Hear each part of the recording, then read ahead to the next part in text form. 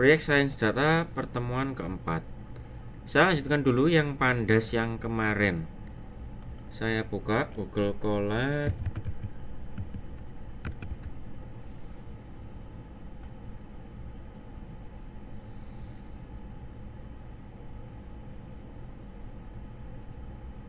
Oh.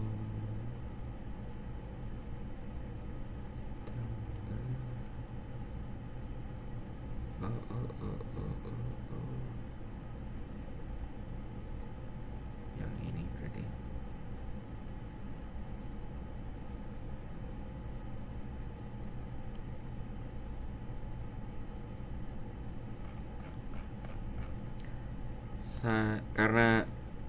Karena terputus koneksinya, maka yang perlu saya lakukan sekarang adalah upload ulang datasetnya.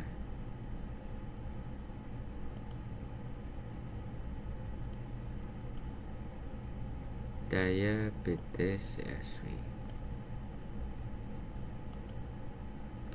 Oke.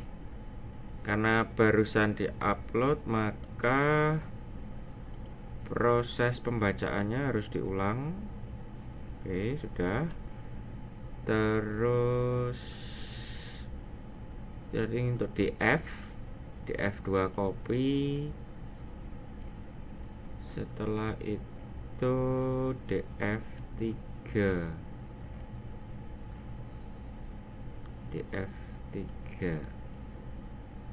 Oke, df3 sudah. Oke, terus balik ke sini. Terakhir kita sampai, saya ulang sedikit, renaming kolom. Jadi kita bisa merename kolom kalau judul kolomnya terlalu panjang seperti ini, diabetes pedigree function. Kita bisa rename ini jadi dpf. Caranya pakai df3.rename columns, kemudian dikasih dictionary, diabetes pedigree function sebagai key dan dpf sebagai value. Kemudian argumen in place-nya dikasih true, sehingga terjadi langsung perubahan di dalam df3. Ini ketika dipanggil df3 head, judul kolomnya sekarang berubah, tidak lagi panjang diabetes pedigree function, tapi langsung ditampilkan dpf saja. Terus kita bisa assign column names sebagai list. Contohnya nih, df3 columns langsung dikasih glucose, blood pressure, skin thickness, insulin, BMI, DPF, age, outcome, STF. Ini contohnya. Maka langsung muncul begini. Terus berikutnya data analysis di Pandas. The main value proposition of Pandas lies in its quick data analysis functionality. Jadi kekuatan utama dari Pandas itu fungsionalitas analisis datanya yang cepat. In this section we'll focus on a set of analysis techniques you can use in Pandas. Kita akan membahas tentang teknik-teknik analisa data yang kita bisa gunakan di Pandas. Yang pertama adalah summary operator. Ini tentang statistik deskriptif dari data, yaitu mean, mode, dan median. Mean itu rata-rata, mode itu nilai yang paling sering muncul, median itu nilai tengah. Contohnya di sini df.min. Saya copy.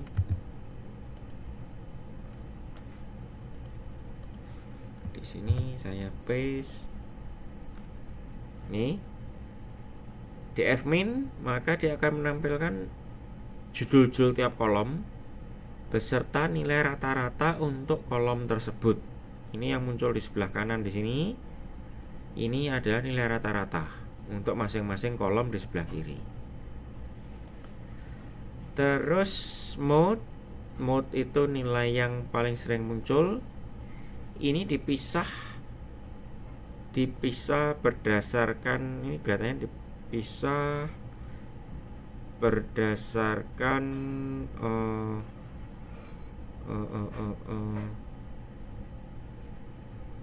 bisa berdasarkan nama kelasnya.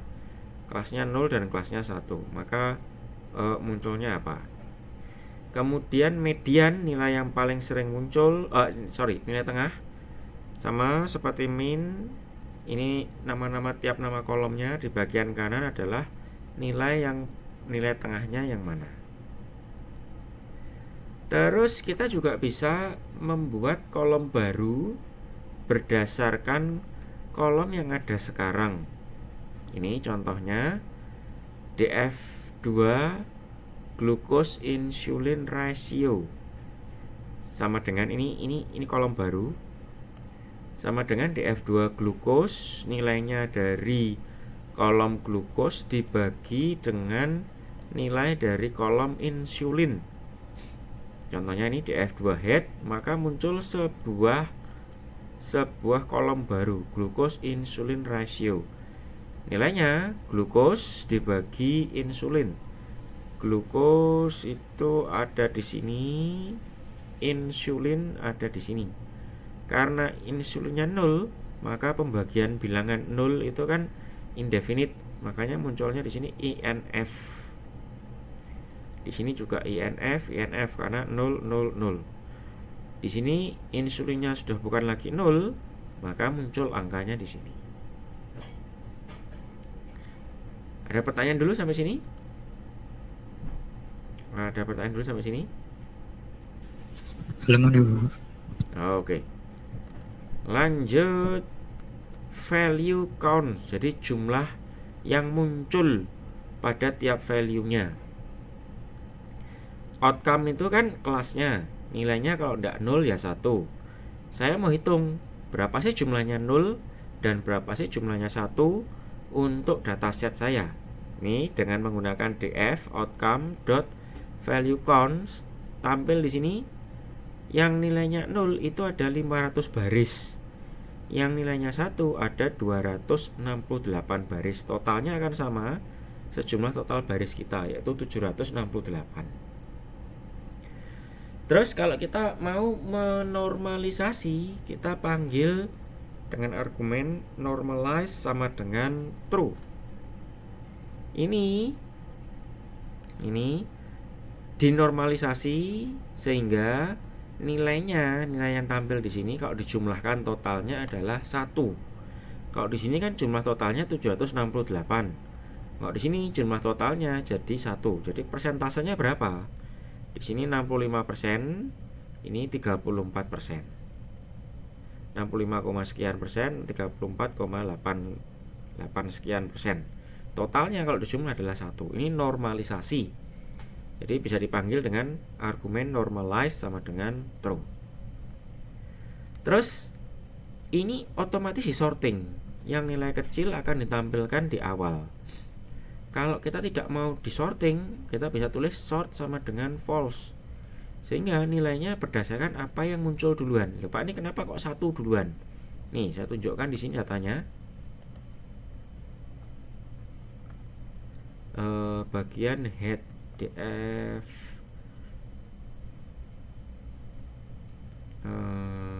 mana df terlalu lama. Saya tulis baru saja. df.head. Ini kan di baris ke-0, indeks 0, outcome-nya pertama kali muncul 1. Karena di sini pertama kali muncul 1, dia akan tampilkan berdasarkan kemunculan data. Ini 1 duluan daripada 0. 0 munculnya baru di baris kedua. Itulah sebabnya di sini munculnya 1 dan 0 ketika sortnya di false. Kemudian kita bisa melakukan value count berdasarkan, kalau yang sebelumnya kan berdasarkan outcome, berdasarkan kolom-kolom tertentu. Kita bisa definisikan di sini dengan menggunakan argumen subset, diikuti dengan list yang isinya nama kolom. Sehingga di sini munculnya, kalau di sini diisi pregnancies dan outcome, maka Untuk pregnancy 1 outcome 0 jumlahnya sekian, 106 baris. Pregnancy 2 outcome 0 jumlahnya 84 baris. Pregnancy 0 outcome 0 jumlahnya 73 baris. Sekali lagi ini diurutkan dari yang angka paling besar di sini. Kemudian pregnancy 3 outcome 0 itu jumlahnya 48. Pregnancy 4 outcome 0 jumlahnya 45. Pregnancy 0 outcome 1 jumlahnya 38. Berarti kan di sini pregnancy-nya 0 muncul 2 kali. Karena outcome-nya kemungkinan ada 2. Kalau tidak 0 ya 1. Makanya munculnya 2 kali. Demikian seterusnya sampai pregnancy 17 outcome 1, ininya jumlah barisnya 1. Kemudian kita bisa melakukan aggregating, pengelompokan agregat dengan menggunakan metode group by. Contohnya di sini df.group by outcome, setelah itu di min. Artinya ini akan di group by, nih outcome muncul sebagai grouping 0, nilainya 0 dan 1 di sini. Kemudian untuk tiap-tiap kolom yang lain akan dikasih nilai rata-rata untuk masing-masing outcome, nilai outcome. Jadi pregnancies untuk outcome 0 sekian rata-ratanya. Pregnancies untuk outcome 1 sekian rata-ratanya. Glukos untuk outcome 0 sekian rata-ratanya. Glukos untuk outcome 1 sekian rata-ratanya. Nah, kalau kita mau melakukan group by dengan lebih dari satu kolom, kita bisa lakukan group by, kita berikan listnya yang isinya nama, judul kolomnya. Ini contohnya pregnancies dan outcome. Maka muncul pregnancies 0, outcome 0 dan 1, masing-masing isinya adalah nilai rata-rata. Pregnancy 1, outcome 0 dan 1, masing-masing di sini adalah nilai rata-rata. Pregnancy 2, outcome 0 dan 1, masing-masing di sini adalah nilai rata-rata. Dan seterusnya sampai di sini. Sampai di pregnancy 17, outcome 1. Kemana yang 0? Di data kita tidak ada. Data kita tidak punya yang pregnancy 17, outcome 0 itu tidak ada. Nih, dari sini. Ini kan? Pregnancy 17, data 0 tidak ada, outcome 0 tidak ada. Dia punyanya pregnancy 17, outcome 1. Any summary method can be used alongside group by, including min, max, mean, median, sum, mode, and more. Jadi tidak hanya dengan kita melakukan group by, tidak hanya dengan bisa dengan min, tapi bisa dengan minimum, maksimum, median, sum, mode. Ada pertanyaan dulu sampai sini?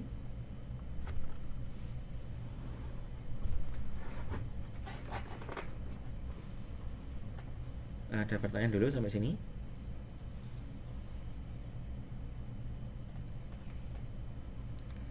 Kalau tidak ada, saya lanjutkan pivot table.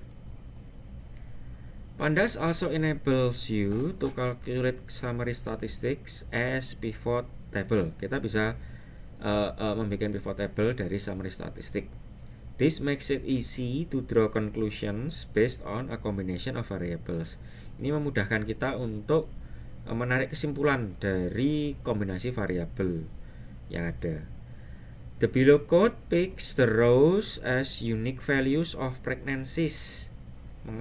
Contoh di bawah ini kita memilih baris dari unique value dari pregnancies. The column values are the unique values of outcome. Ini pregnancies-nya di sini di barisnya 0 sampai 17, outcome-nya di kolom 0 dan 1. And the cells contain the average value of BMI. Selnya ini adalah rata-rata, nilai rata-rata dari kolom BMI. Nih, for example, untuk pregnancies 5 dan outcome 0 di sini, maka rata-rata BMI-nya itu adalah 31 di sini. 31,1. Perintahnya begini, pd.pivot table. Setelah itu pd panda dari library panda, df ini datanya, Kemudian value masing-masingnya sini adalah BMI, indeksnya barisnya adalah pregnancies, columns-nya adalah outcome, aggregate function itu adalah np.min. NP ini adalah NumPy. NumPy itu library di Python untuk urusan matrik vektor, itu NumPy.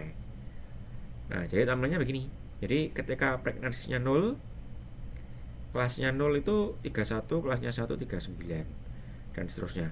Di sini dari tampilan ini kita bisa melihat bahwa untuk yang kelasnya 1, untuk semua jenis pregnancy, maka nilai BMI-nya pasti lebih besar daripada yang kelas 0. Berarti kan contohnya di sini ya. 31 versus 39 lebih besar yang 39. 29 versus 37 lebih besar yang 37. 29 versus 34 lebih besar yang 34. 29 versus 32 lebih besar yang 32. 31 versus 33 lebih besar yang 33. Demikian seterusnya. Yang kolom 1 di sini BMI-nya selalu lebih besar daripada yang kolom 0. Sehingga kita bisa menarik kesimpulan bahwa BMI itu untuk kolom 1 itu berpengaruh. Semakin besar BMI, maka kemungkinannya akan semakin besar untuk jadi nilai outcome-nya, nilai kelasnya jadi 1. Oke, sampai sini ada pertanyaan dulu sebelum saya masuk ke data visualization. Ada pertanyaan dulu?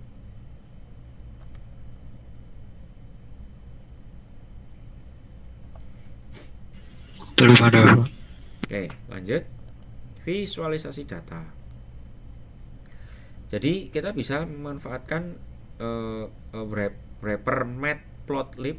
Matplotlib ini library untuk nampilkan data yang ada di Pandas. Ini contohnya df, pilih kolomnya BMI dan glukos, setelah itu plot, setelah itu line. Ini saya copy.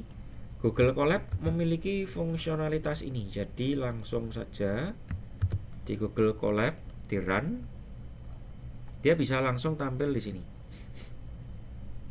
Ini yang BMI di bawah warna biru, yang glukos yang orange di atas.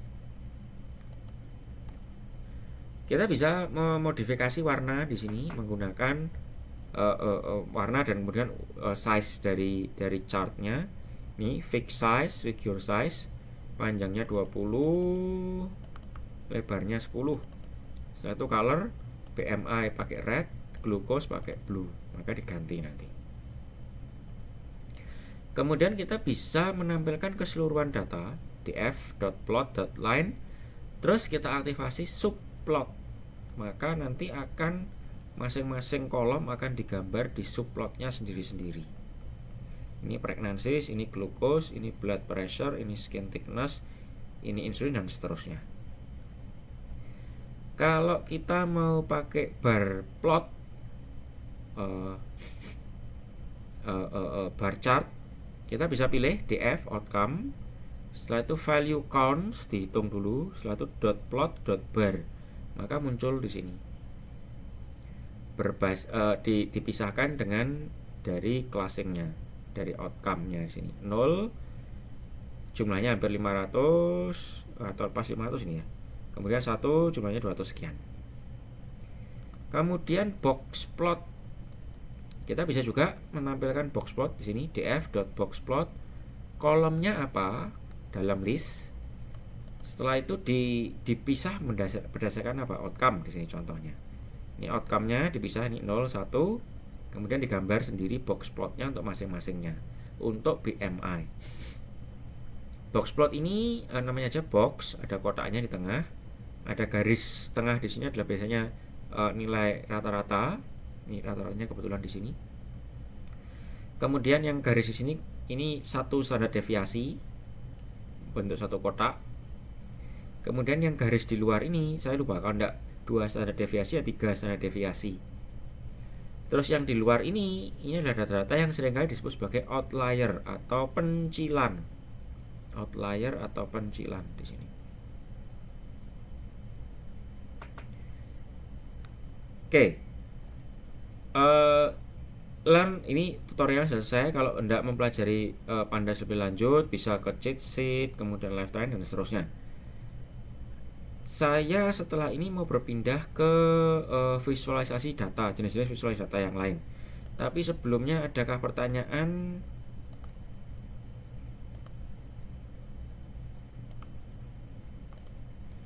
Adakah pertanyaan?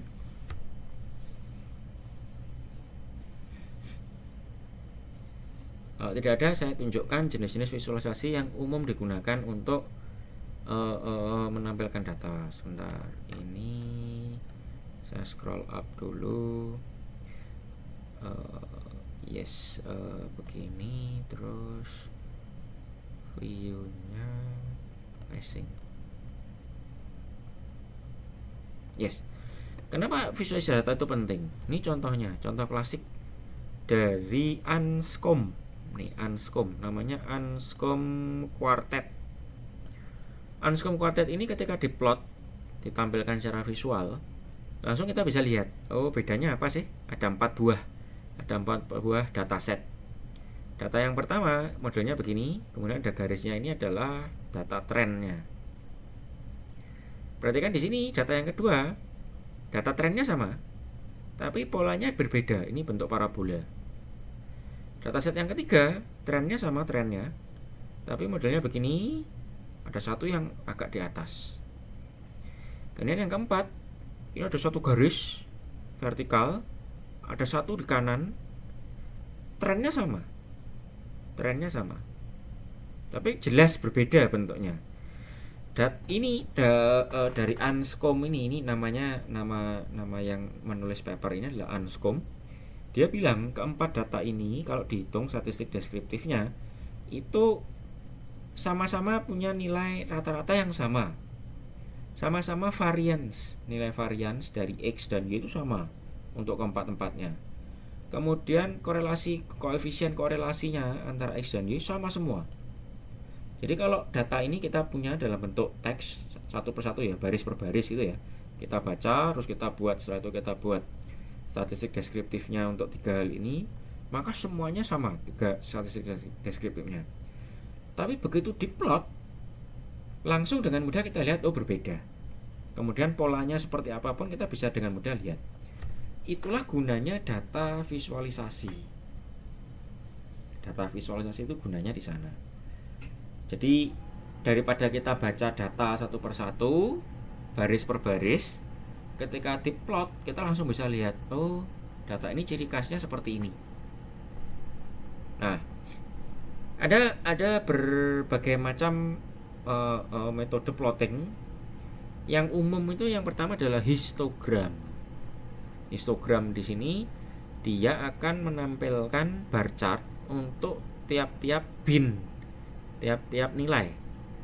Jadi tiap nilai itu ada berapa baris, ada berapa data yang muncul. Contoh di sini untuk nilai 1, ini value 1, petal length, dia punya 2 baris yang datanya 1.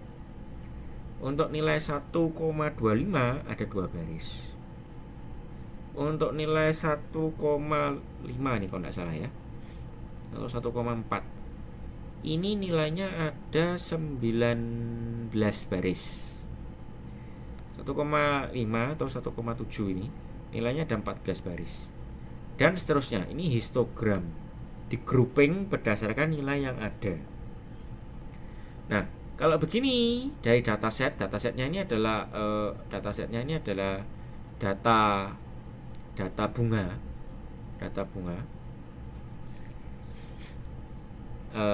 Ini bunganya, ini contohnya di sini adalah iris versi color. Ini bunga iris versi color. Nama datasetnya iris dataset. Ini umum digunakan sebagai contoh dalam pelajaran data mining, machine learning, ini umum dipakai. Nah, di dalam dataset itu dia punya 3 jenis bunga. Kalau ditampilkan satu begini kita kesulitan lihat nih bunga ini kenapa kok ada gap di sini ya. Kita bisa ngakali dengan kita nampilkan berbasis dibagi berdasarkan sesuai dengan kelasnya, atau bahasa Inggrisnya class stratified. Di sini muncul decoding berdasarkan warna. Untuk iris setosa, bunga yang namanya iris setosa muncul di sini ternyata. Oh, makanya ada gap karena beda jenis bunga. Yang di sini iris setosa, yang warna hijau di sini iris versicolor segini kira-kira. Kemudian yang warna merah ini iris virginica di sini. Langsung kelihatan bahwa ada gap itu karena memang beda jenis bunga. Kemudian tadi di sini quartile plot atau box plot tadi yang saya sempat singgung. Modelnya begini, ini dipisah untuk masing-masing variabel. Ini sepal length, sepal width, petal length, petal width. Sini. Terus kalau dibagi per kelas, ini iris setosa untuk petal length saja. Iris setosa di sini, versicolor di sini, virginica di sini. Maka beda. Kelihatan iris setosa petal length-nya paling pendek. Iris versicolor cenderung di tengah di antara iris virginica dengan iris setosa. Kalau diplot menggunakan distribution, kalau sebelumnya kan tadi menggunakan histogram. Histogram itu kan cenderungnya kotak-kotak begini. Kalau kita buat bikin smooth pakai distribusi, tampilannya begini. Ini distribusinya begini, cenderung lurus begini. Jadi nilai rata-ratanya ada di tengah-tengahnya di sini, tengah-tengahnya pas ujungnya di sini. Ini nilai rata-ratanya. Terlihat ada overlap di sini, bagian sini. Terus berikutnya visualisasi dengan menggunakan scatter plot. Scatter plot di sini satu titik itu melambangkan adanya satu data di dataset kita antara petal length sama petal width. Decoding berdasarkan warna untuk iris setosa, iris versicolor, dan iris virginia. Ini iris setosa di sebelah sini. Dengan petal length 1 itu terdapat satu data yang petal width-nya adalah 0,1. Ini di sini. Petal length 1 ini 1,1 lah kira-kira. Di sini 0,9 terdapat satu data yang nilai petal width-nya 0,2. Dan seterusnya di sini. Tiap titik ini melambangkan satu data. Terus kita bisa, ini kan di sini kan petal length versus petal width. Kita bisa tampilkan di sini petal length versusnya langsung 3. Sepal length, sepal width, sama petal width digabung semua di sini berdasarkan coding warna.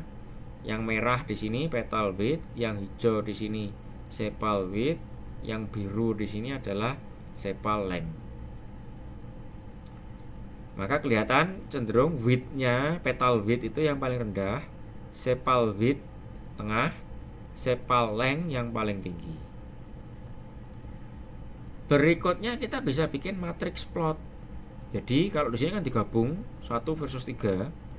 Kalau matrix plot itu dipisah 1 versus 1. Sepal length versus petal width. Kemudian sepal length versus petal length yang di sini. Sepal length versus sepal width yang di sini. Yang di sini sepal width versus petal width. Sepal width versus petal length. Petal length versus petal width. Yang di sini di flip, di mirror. Jadi daripada lihatnya satu gabung semua, dipisah satu persatu dalam tampilan multi view. Namanya scatter matrix plot atau matrix plot. Berikutnya bubble chart. Jadi mirip seperti scatter plot, tetapi satu data itu lebih besar bubble-nya, kemudian ditumpuk di transparansi. Jadi kalau yang paling pinggiran di sini, ini contohnya, dia akan lihat transparan, belakangnya akan terlihat. Yang blok biru itu berarti yang ngumpul yang paling banyak. Jadi di antara sini ini area yang terkonsentrasi nilai datanya. Ini contohnya di sini hijau, di sini cenderung tembus pandang transparan. Tapi yang di sini hijau murni. Yang paling banyak jadi ngumpulnya di area sini. Yang area merah paling banyak ngumpulnya di area-area sini. Yang area sini jelas sedikit, ini datanya sendirian dia. Area sini terjadi percampuran antara warna merah dan biru. Area sini. Ini bubble chart. Kalau yang ini density chart, berbasis densitas. Ngumpul di sini biru semua. Semakin mendekat ke arahnya versicolor, warnanya berubah. Jadi biru muda terus hijau. Di sini areanya versicolor hijau semua. Ke arah sana berubah dari hijau ke kuning, kuning ke merah. Ini areanya dari iris virginica. Ini namanya density chart. Terus ada juga yang namanya parallel chart. Parallel chart itu dia membagi atributnya di sini jadi satu sumbu. Ini petal length, ini petal width, ini sepal length, sepal width, petal length, petal width. Kemudian untuk iris setosa dicari nilainya. Kalau ada data di sini yang nilainya misalkan 5,5 di sini, ada data yang terkoneksi dengan petal width-nya di sini 4,5, maka ditarik garis. Warnanya biru untuk iris setosa. Untuk versicolor warnanya hijau, untuk virginica warnanya merah. Maka di sini bisa kita lihat proses pergerakannya. Terlihat bahwa iris virginica cenderung di atas terus dia.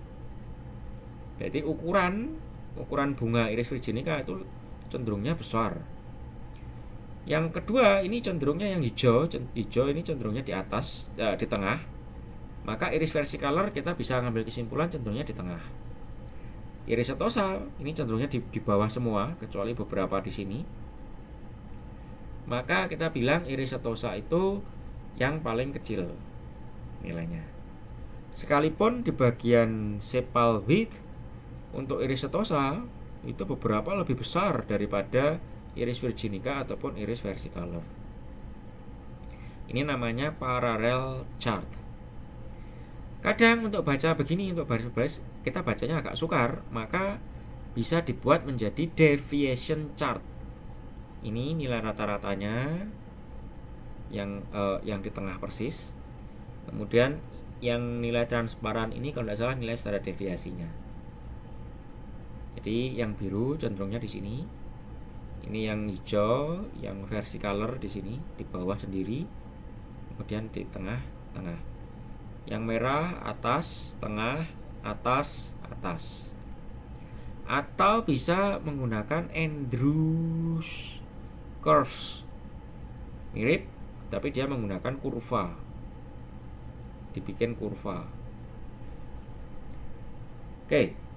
Sampai sini ada pertanyaan jenis-jenis visualisasi data yang bisa kita gunakan? Ada pertanyaan?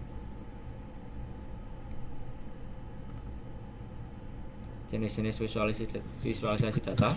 Yes. Oh, siap. Ya. Ada pertanyaan? Kalau tidak ada, nih visualisasi, saya membahas UTS. Untuk UTS nanti bikin proposal proyek yang nantinya ketika UAS dibikin proyeknya. Jadi sampai dengan UTS bikin proposal.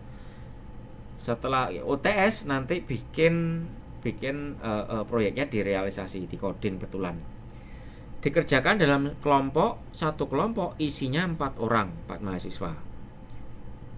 Di dalam proposal nanti ada subbab, pertama judul, kemudian nama anggota kelompoknya juga jelas. Kemudian datasetnya menggunakan apa? Boleh dataset teks, boleh dataset image. Kemudian boleh juga ngambil dari Kaggle, boleh juga dari yang lain. Tapi harus didiskusikan dulu dengan saya. Jangan sampai datasetnya isinya cuman 3 baris. Nah, itu jelas saya tolak karena terlalu mudah kalau 3 baris. Jangan sampai juga datasetnya isinya sampai ratusan juta baris. Itu juga saya tolak. Kalau ratusan juta baris nanti trainingnya akan lama. Jadi nanti akan saya lihat usulan datasetnya seperti apa. Kalau menurut saya tidak cocok, saya tolak. Kemudian ada sebuah business understanding. Jadi ngomong datasetnya ini ngomong tentang apa, terus saya ini mau ngerjakan apa, cocok enggak pengerjaan saya ini terhadap dataset. Jangan sampai datasetnya itu tentang tadi data bunga tadi, terus targetnya saya mau bikin prediksi pengeluaran bulanan untuk seorang mahasiswa. Ya, itu jelas tidak cocok. Datasetnya ngomong bunga, tapi target goalnya prediksi pengeluaran, itu tidak ada kaitan sama sekali. Makanya di sini perlu dijelaskan business understanding. Datanya tentang apa, kemudian saya hendak melakukan apa, cocok enggak, bisa enggak. Kenapa kok saya bilang cocok? Itu diberikan di dalam sini, di dalam business understanding. Terus apa gunanya jugaan saya melakukan target, menyelesaikan target atau goal terhadap dataset ini. Itu ada di business understanding. Setelah itu pre-processing.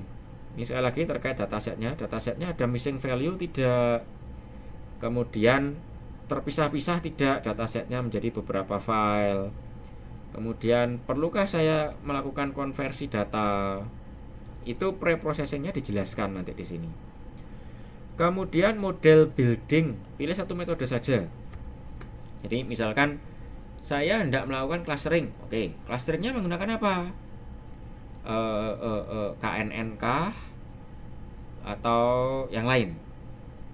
Atau kalau saya tadi target goalnya adalah melakukan prediksi, maka saya mau pakai prediksinya regresi misalkan, atau neural network misalkan. Itu diceritakan di sini. Neural networknya nanti mau berapa layer, kemudian tiap layer ada berapa neuron, terus trainingnya nanti berapa iterasi, dijelaskan di sini. Planningnya, ini planning, sekali lagi proposal planning. Nanti bisa jadi ketika di run, ketika mahasiswa ngoding mengimplementasi betulan, bisa jadi berubah, tidak masalah. Tapi paling tidak di proposal diceritakan. Kalau nanti menggunakan decision tree-nya nanti di set ada batasnya enggak, ada berapa levelnya, dibatasi atau tidak. Itu contoh-contohnya. Terus juga nanti ngomong di proposalnya ada pengujian. Pengujiannya metodenya gimana? Terus punya target tidak? Targetnya mau akurasinya sekian, mau berapa? Terus apalagi menggunakan matriks yang lain mau target berapa? Kalau menggunakan dataset Kaggle mau ranking berapa misalkan, itu bisa juga. Tapi intinya pengujiannya ditulis di sana di pengujian. Target pengujiannya nanti seberapa? Cara metode pengujiannya gimana? Begitu. Ada pertanyaan sampai sini? Sebelum saya bilang soal pengelompokannya, pembuatan kelompoknya, ada pertanyaan dulu? Terkait. Ya, silakan. Untuk nanti itu hasilnya itu apakah modelnya aplikasi atau kita cuma kayak contoh ya di Jupyter Notebook itu nanti kita buat kayak prediksi buat cuaca gitu. Terus jadinya nanti inputnya kita tinggal kayak nanti pengen tanggal berapa, terus dapat hasil dari prediksi cuacanya. Apakah seperti itu atau kita harus buat aplikasi kayak ya model website gitu atau gimana? Yang jelas minimum targetnya adalah yang tadi, kalau yang cuaca tadi dia bisa dimasukkan setelah selesai di training ya. Model yang dihasilkan itu kita bisa berikan nilai baru, nilai tanggal tertentu, terus kemudian muncul nilainya, prediksi cuacanya pada tanggal segitu itu apa. Itu minimum.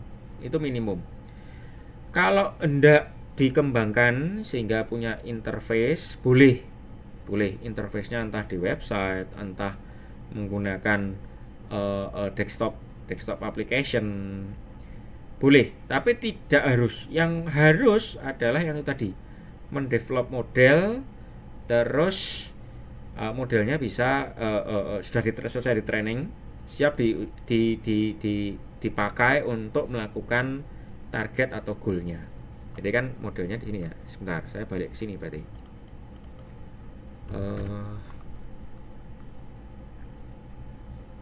Jadi ini kalau normal, ini program yang normal, ada input masuk program, keluar output. Tapi kalau machine learning enggak, input sama output dimasukkan machine learning, keluarnya model. Modelnya inilah yang nanti bisa kita gunakan lagi. Nih, representasi model, ada input lagi, keluar outputnya, predicted output apa. Ini yang wajib ada. Apakah nanti perlu ada user interface-nya atau tidak, itu fleksibel, boleh ada boleh tidak, yang penting ada ini dulu. Oke, ada pertanyaan lagi?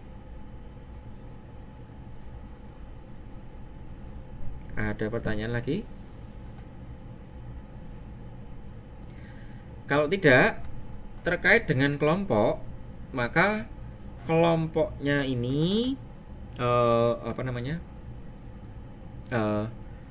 nanti akan saya kasih link Google Form. Silakan mahasiswa mengisi data kelompoknya. Jadi di dalam Google Form itu nanti akan ada nama mahasiswa 1, NIM-nya mahasiswa 1, nama mahasiswa 2, NIM-nya mahasiswa 2, nama mahasiswa 3, NIM-nya mahasiswa 3, nama mahasiswa 4, NIM-nya mahasiswa 4. Setelah itu alamat email anggota kelompok yang bisa saya kontak. Jadi kalau ternyata nanti datasetnya menurut saya terlalu mudah atau terlalu sukar, saya akan kontak, saya tolak, ini datasetnya terlalu mudah, ini datasetnya terlalu sukar, cari dataset yang lain. Terus setelah alamat email itu, bawahnya adalah dataset yang dipakai, terus tujuan atau goalnya terhadap dataset itu hendak ngapain. Nah, ada satu lagi yang perlu diketahui oleh mahasiswa adalah bahwa saya menghindari penggunaan dataset yang sama untuk kelompok yang berbeda. Jadi untuk satu dataset hanya bisa dipakai oleh satu kelompok saja, tidak boleh ada duplikasi. Bisa dipahami ya? Jadi supaya antar kelompok itu tidaklah saling bekerja sama, tidaklah saling melihat codingan satu dengan yang lainnya. Jadi satu kelompok bisa fokus dengan codingannya sendiri. Nah, kalau nanti ketika ngisi Google Form itu datasetnya sama, maka akan saya lakukan proses seleksi. Yang saya terima adalah yang ngusulkan pertama, yang ngusulkan berikutnya yang saya tolak. Jadi duluan, cepat-cepatan, siapa cepat dia dapat dataset tersebut. Bisa dipahami ya? Yang mengusulkan duluan pakai dataset A. Oke. Setelah itu besoknya ada kelompok lain masukkan data pakai dataset yang A yang sama. Maka yang kelompok yang ini, yang kelompok yang kedua yang masukkan di Google Form ini yang saya tolak. Kelompok yang pertama yang saya terima.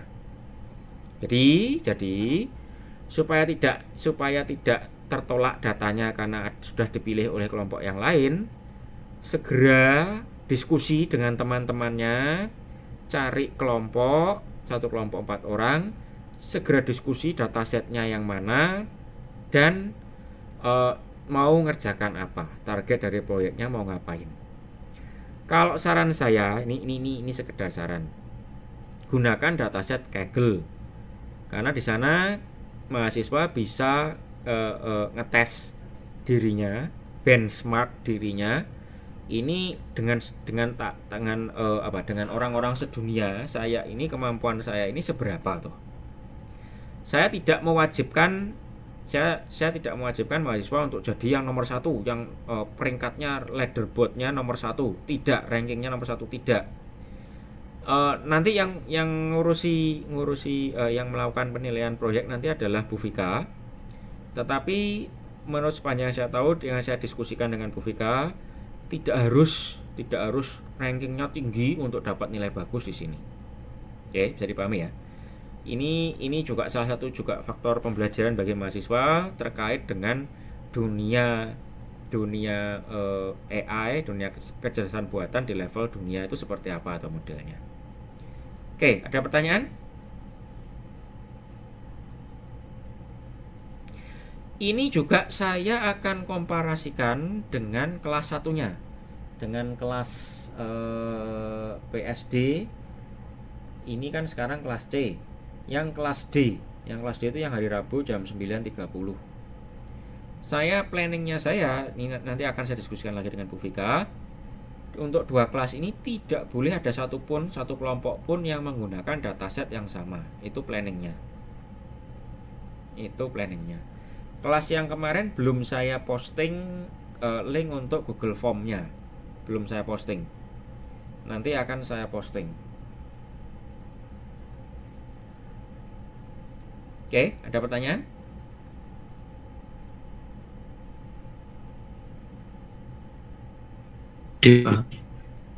Ya. Oh, tidak ada. Kalau tidak ada, materi selesai di sini perkuliahan.